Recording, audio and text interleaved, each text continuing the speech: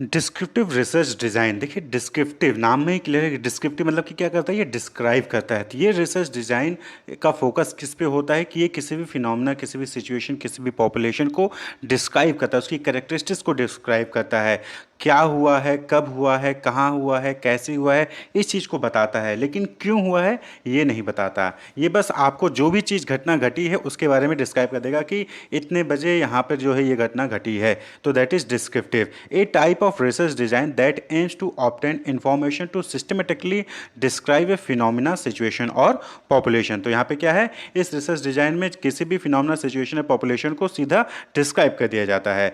AIIMS to observe, describe and document the phenomena और situation. तो यहाँ पे क्या होता है कि चीज़ को ऑब्जर्व किया जाता है, जिसके ऊपर भी स्टडी करनी है उसको ऑब्जर्व किया जाता है, उससे डेटा कलेक्ट किया जाता है, उसको डिस्क्राइब किया जाता है, उसको फिर डॉक्यूमेंटेशन यानी कि रिपोर्ट बना दी जाती है।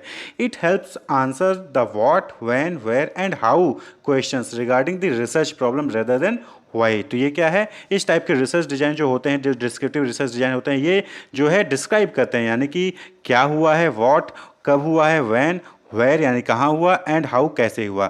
लेकिन क्यों हुआ है ये चीज़ जो है डिस्क्रिप्टिव रिसर्च डिजाइन नहीं बताता है। देखिए एक्सप्लोरेटरी में क्या था कि वो एक्सप्लोर करता है, वहाँ पे जो है जो हिडन फैक्ट्स होते हैं उसको भी आप जो है अननोन फैक्ट्स को जो है आप डिस्कवर करने की कोशिश करते हैं। डिस्क्रिप्टिव में डिस्क्राइब करने की कोशिश करते हैं, जो भी फिनोमेना सिचुएशंस को डिस्क्राइब करने की कोशिश करते हैं। और एक्सपेरिमेंटल जो तीसरा research type research design type होता है, वहाँ पे क्यों हुआ है, क्या कॉज एंड इफेक्ट रिलेशन है, वो आप फाइंड आउट करते हैं। तो डिस्क्रिप्टिव रिसर्च डिजाइन कब यूज होता है, जब आपको डिस्क्राइब करना हो किसी भी सिचुएशन को, किसी भी फिनोमेनन को। क्लियर।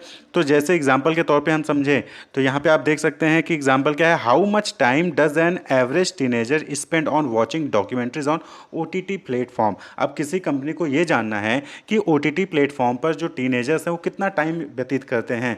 तो ये क्या है, डिस्क्रिप्टिव है, डिस्क्राइब कर रहा है कि कितना टाइम व्यतीत कर रहे हैं, हाउ मच। लेकिन यहाँ पे ये नहीं पूछा जा रहा है या फिर ये डिस्कवर करने की कोशिश नहीं की जा रही है कि क्यों ओटीटी प्लेटफॉर्म पे जो है टाइम व्यतीत कर रहे हैं। यहाँ पे पूछा जा रहा है कितना टाइम व्यतीत कर रहे हैं। तो that is descriptive research design. इसी तरीके से दूसरा है from where customer purchase their FMCG goods, mall, mom and pop shop यानी कि किराना स्टोर, या फिर सुपरमार्केट से। यानी कि किसी कंपनी को जानना है कि जो कस्टमर होते हैं वो अपने जो फास्ट मूविंग कंज्यूमर गुड्स होते हैं वो सुपरमार्केट से जाके परचेज करते हैं, जैसे कि आपका स्पेंसर हो गया या फिर बिग बास्केट हो गया, वहाँ से जाके परचेज करते हो, या फिर आप आसपास के जो किराना स्टोर होते हैं वहाँ से परचेज करते हो, या फिर मॉल में जाते हो। तो ये क्या है, ये डिस्क्रिप्टिव रिसर्च डिजाइन है। यहाँ पे आपको जो है जो फैक्ट्स है वो आपको जो है क्लियरली डिफाइन कर देते हैं। That's it. क्लियर। तो जो डिस्क्रिप्टिव रिसर्च डिजाइन होते हैं वो दो टाइप के होते हैं, एक होता है क्रॉस सेक्शनल रिसर्च और दूसरा है लॉन्गिट्यूडनल रिसर्च। तो क्रॉस सेक्शनल रिसर्च में क्या होता है, यहाँ पे नाम से क्लियर है कि क्रॉस सेक्शनल यानी कि किसी एक पर्टिकुलर टाइम पीरियड पे किसी एक सैंपल से आप जो है डेटा कलेक्ट करते हो,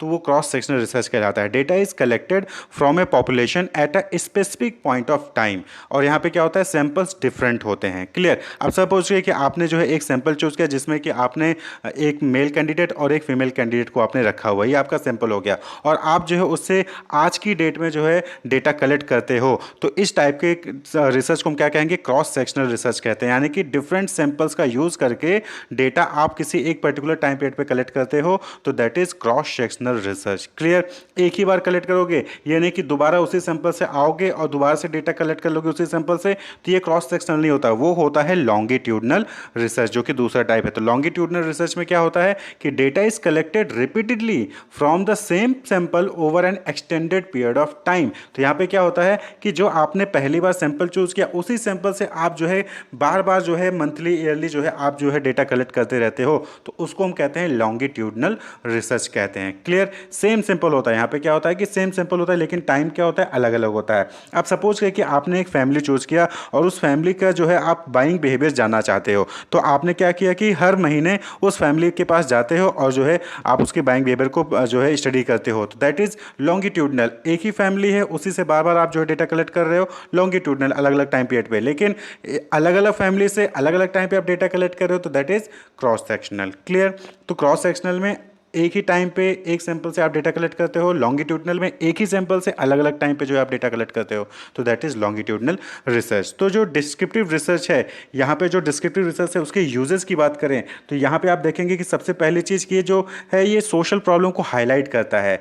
क्या हुआ है, कैसे हुआ है, हाईलाइट करता है। रियल लाइफ सिचुएशन को डिस्क्राइब करता है। यहाँ पे जो रिलेशनशिप होते हैं उनको आप आइडेंटिफाई कर सकते हो, क्योंकि यहाँ पे ये चीज़ों को डिस्क्राइब करता है, तो आप आसानी से रिलेशनशिप को आइडेंटिफाई कर सकते हो। नॉलेज, किसी की चीज़ के बारे में एक्वायर करना है, आप नॉलेज गेन कर सकते हो। तो यानी कि डिफरेंट यूजेस हैं डिस्क्रिप्टिव रिसर्च डिज़ाइन के। तो होप आपको क्लियर हुआ होगा कि डिस्क्रिप्टिव रिसर्च डिज़ाइन क्या है, उसके टाइप्स क्या हैं। Wish you all the best, keep watching.